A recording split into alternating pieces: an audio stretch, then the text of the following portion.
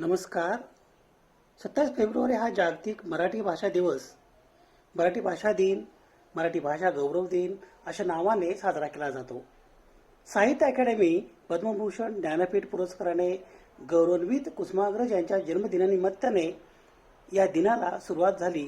ती मुळात भावी पिढीने मराठीचा मातृभाषेचा वारसा पुढे नेटाने चालवावा आणि मराठी भाषेचे शाश्वतपण टिकवावे या हेतूने.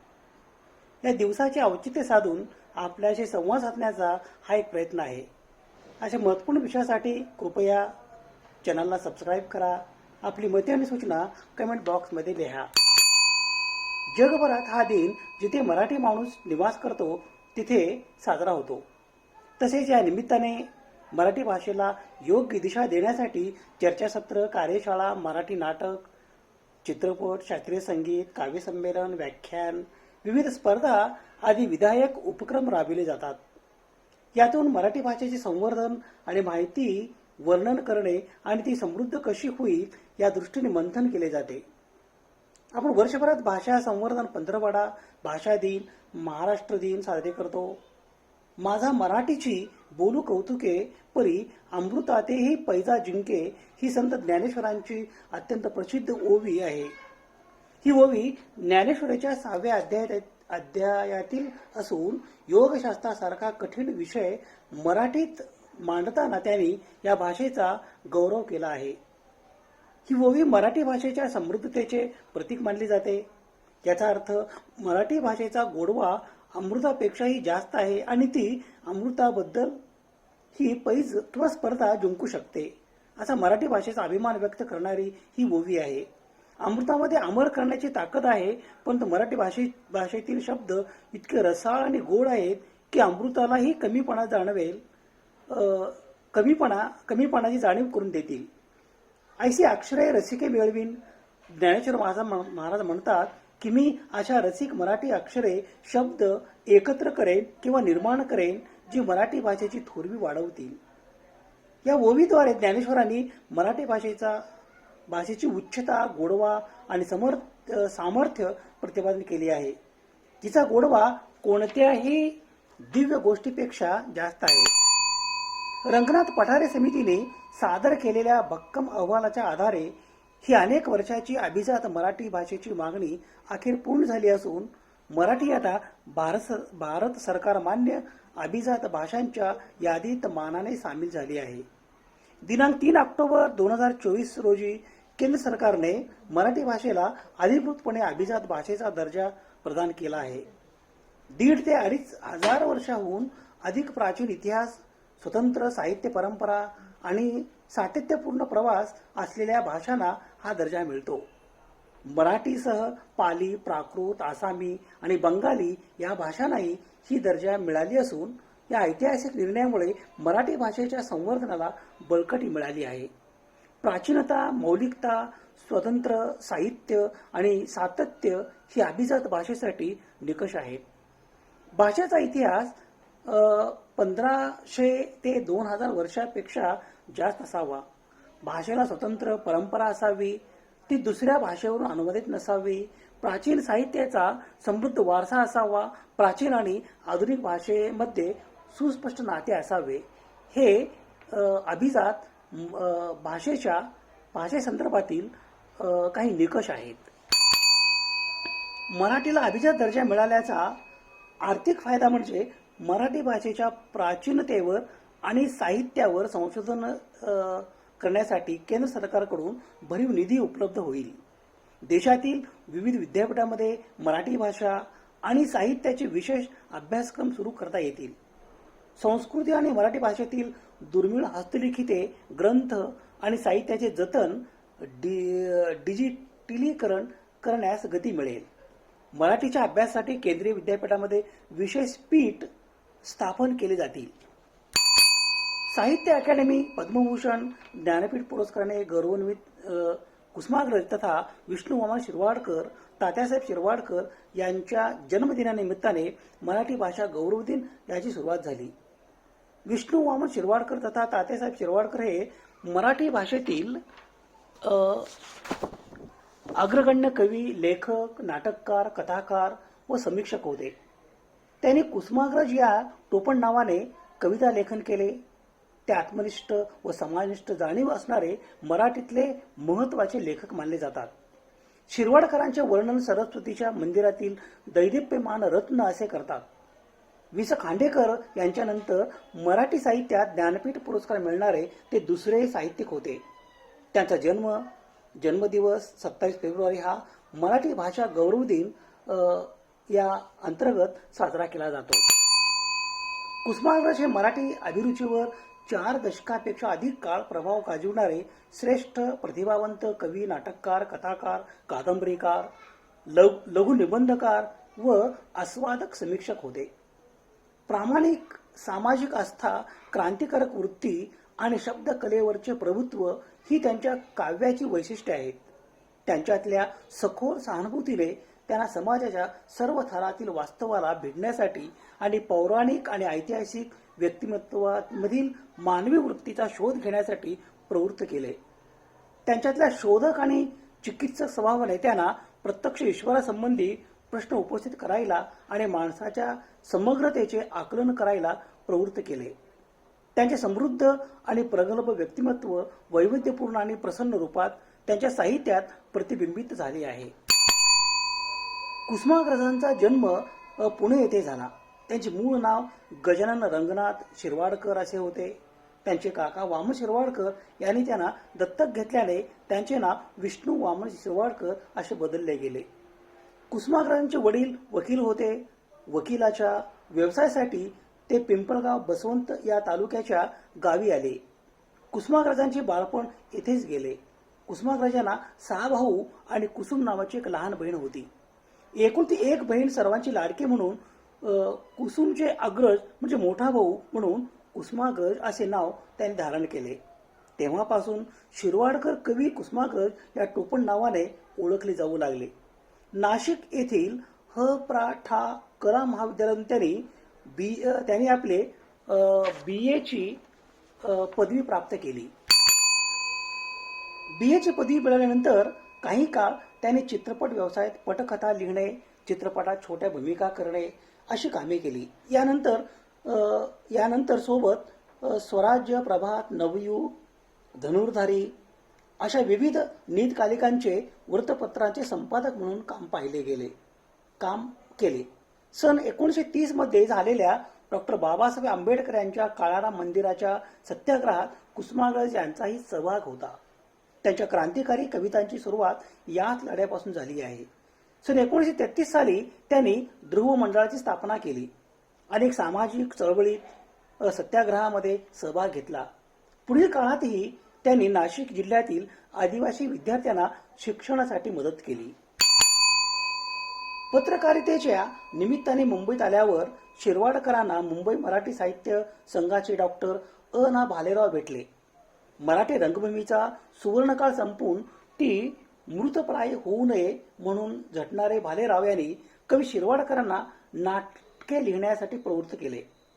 केवळ कवी असलेले कुसुमाग्रज बघता बघता एक यशस्वी नाटककार झाले. 10 मार्च 1999 रोजी विष्णू वामन शिरवाडकर यांचे निधन झाले. विष्णू वामन शिरवाडकर यांच्या स्मरणार्थ नाशिक येथे कुसुमाग्रज प्रतिष्ठान नावाची संस्था उभारण्यात आली आहे.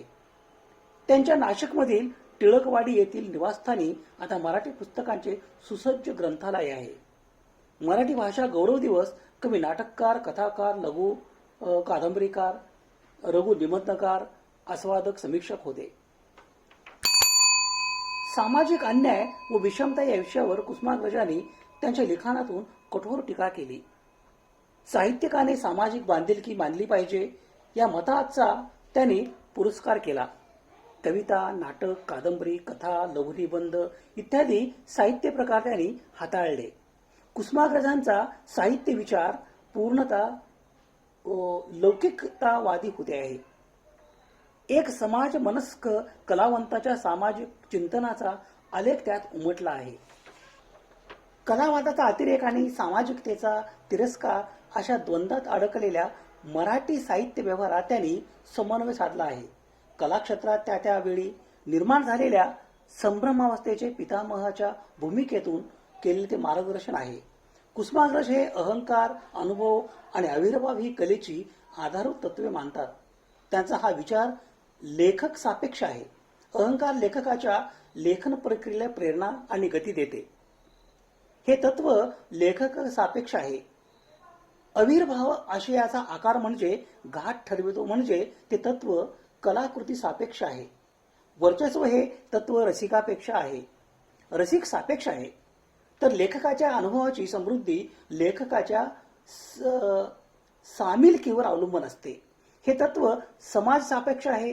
कुसुमाग्रजांच्या साहित्य विचार समाज सापेक्ष असून ते सामाजिकतेलाच परतत्व मानतात.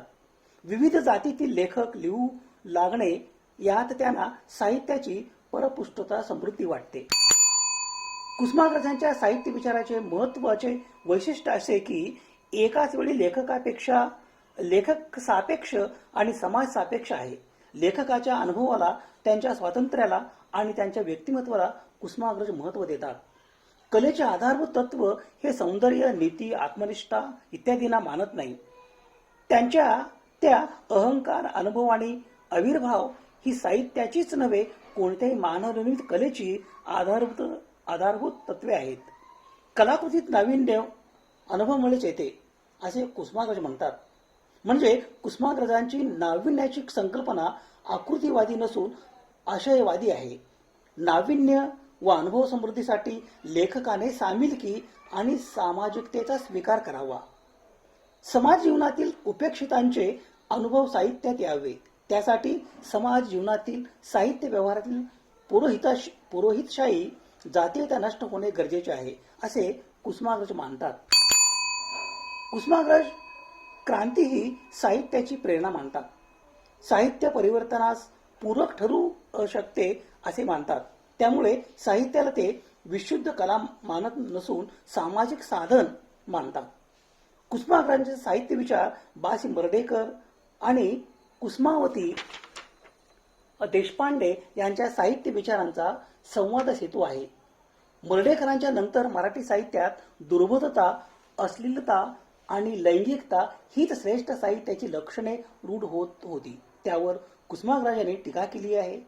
मात्र त्याचबरोबर पारंपरिक नीतिमत्ता आणि श्लीलता या कल्पनांना ढोंगी ठरवून नकार दिला आहे. नाटक मूलतः वाङ्मय असते. नाटकाच्या पात्रामध्ये लेखकाचे मी पण असते असे म्हणणे त्याच्या अहंकार आविर्भाव सुसंगत आहे. मीपणाशिवाय अहंकार आणि आविर्भाव शक्य नाहीच. साहित्य ही मानवी संसारातील एक सामर्थ्य आहे, किंबहुना सर्वात अधिक समर्थ अशी वस्तू आहे.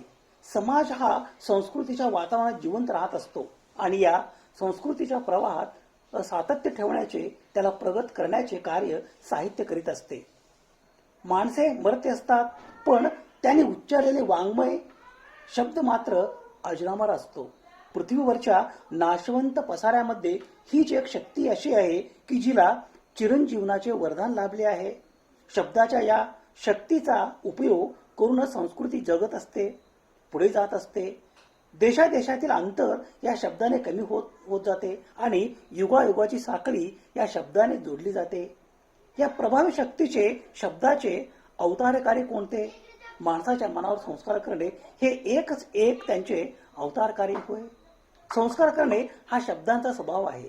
साहित्य हे शब्दाश्रित असल्यामुळे तेही वाचकांच्या किंवा श्रोत्यांच्या मनावर कोणते न कोणते संस्कार केल्याविना राहत नाहीत. कुसुमाग्रज उर्फ वि.वा. शिरवाडकर हे कवी, नाटककार म्हणून जितके प्रसिद्ध आहेत तितके साहित्य मीमांसक म्हणून प्रसिद्ध नाहीत. त्यांनी आपला साहित्य विचार स्वतंत्रपणे मांडला नाही. रूपरेषा या ग्रंथात त्यांचे साहित्य चिंतन संकलित करण्यात आले आहे. त्याच्याच आधारे कुसुमाग्रजांचा साहित्य विचार प्रस्तुत निबंधात शोधला आहे. कुसुमाग्रजांच्या कवितेत आलेला साहित्य विचारही येथे विचारात घेतलेला नाही. त्यांच्या काव्य विचाराचा अभ्यास विचार स्वतंत्रपणे केला जातो.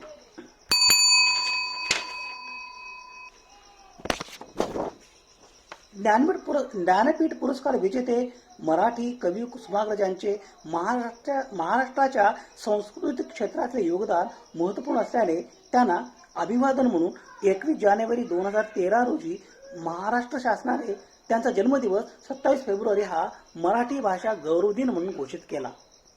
विश्व संमेलनातूनही मराठी भाषेवर अनेकविध विषयावर सखोल चिंतन होते. काही ठराविक होतात, पण त्यातून भाषा विकासाचे कार्य पुढे कितपत घडते याकडे आपण गांभीर्याने बघत नाही. भाषा दिन आपण उत्साह साजरा करतो, पण विशिष्ट वर्ग सोडला तर आपली भाषा सशक्त होईल याकडे वर्षभर डोकावून पाहत नाही. मराठीला ज्ञानभाषेचे वैभव प्राप्त व्हावे असे वाटत असेल तर मराठी भाषकांनी वैश्विकता स्वीकारावी, पण आपली मुळं, आपली स्थानिक ओळख विसरू नये. त्यांनी आपापले ज्ञानविषय, संज्ञा, संकल्पना ही संपत्ती मराठीत आणावी. मराठी शिकावी लागेल अशी शासकीय धोरणं आखावीत आणि मराठी शिकवावीशी वाटेल अशी व्यवस्था निर्माण करावी. मराठी भाषा गौरव दिन दरवर्षी 27 फेब्रुवारी रोजी ज्ञानपीठ पुरस्कार विजेते ज्येष्ठ कवी विष्णू वामन शिरवाडकर, कुसुमाग्रज यांच्या जन्मदिवशी साजरा केला जातो.